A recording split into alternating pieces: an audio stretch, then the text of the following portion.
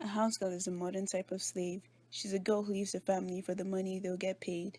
So for her own good, she leaves her home she's sent away to a new place from whence she's forced to stay. Some are old, others young. There's really no care to age. The only similarity is that they're treated much the same. When it's all said and done, they're forced to ask why.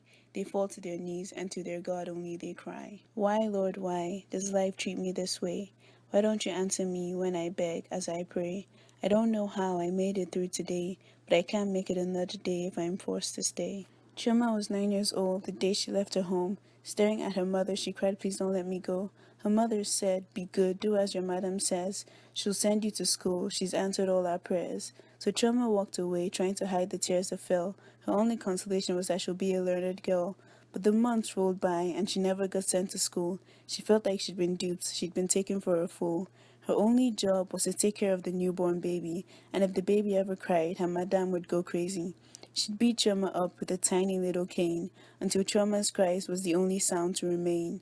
But that beating seemed like a very soft touch compared to what happened when the baby cried in church. Her madam would pull on her hair, slap her face, like she just didn't know the same God she prayed to watches as she treated Chioma so. Feeling bereft, without much left to hope, Chioma whispered at night, and to God only she spoke. Why, Lord, why does life treat me this way? Why don't you answer me when I beg as I pray? I don't know how I made it through today, but I can't make it another day if I'm forced to stay. Aisha is from the north. They live in fear of Boko Haram.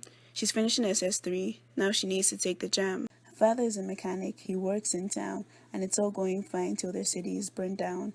Her father runs home, says pack all you've got. Then he sends her away to live with her auntie in Lagos. Her auntie isn't rich. Of children she has four. She can barely take care of. She doesn't need a fifth one. So Aisha has to go. She has to find somewhere else. She decides to stay with the businesswoman making money from her sales.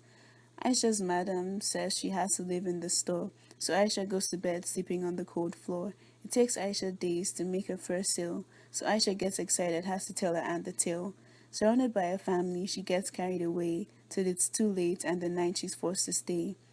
She hurries back in the morning so her madam won't know, only to find that her madam's goods have been stolen. Her madam is already there, shouting for all to hear that Aisha is the one who stole all that was there. Aisha begged, "Madam, I wasn't here," but the madam wouldn't hear. She just didn't care. Her madam shouted, "Hold Aisha, hold that girl," till the police came and her story did she tell. Aisha cried, begging I'm innocent of that tale, but the madam paid money so Aisha was thrown in jail. Aisha couldn't sleep, afraid she'd be raped again. Instead, she closed her eyes and to Allah she cried in pain. Why, Lord, why does life treat me this way? Why don't you answer me when I beg as I pray? I don't know how I made it through today, but I can't make it another day if I'm forced to stay. Timmy is the first in a family of three. Her mother sells akara, her father drives a taxi. To support everyone, even Timmy has to walk.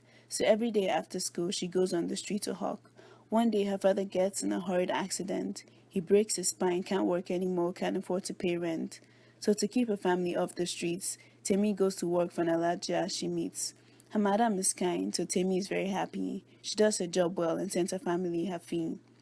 Things keep going good until one fateful day, the Alaji comes home from his trip to Bombay.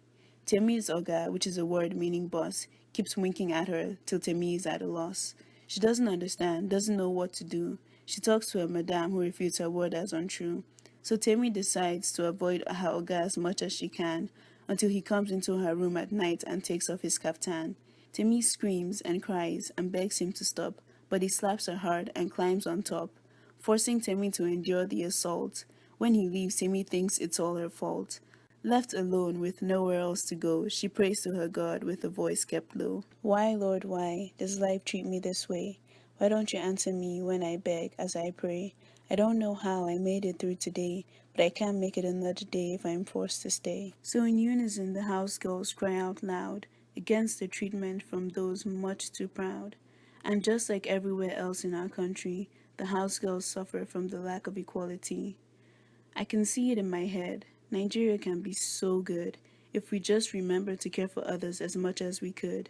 Greed and wickedness are the vices that hold us back, so those are the vices we need to expel from Nigeria.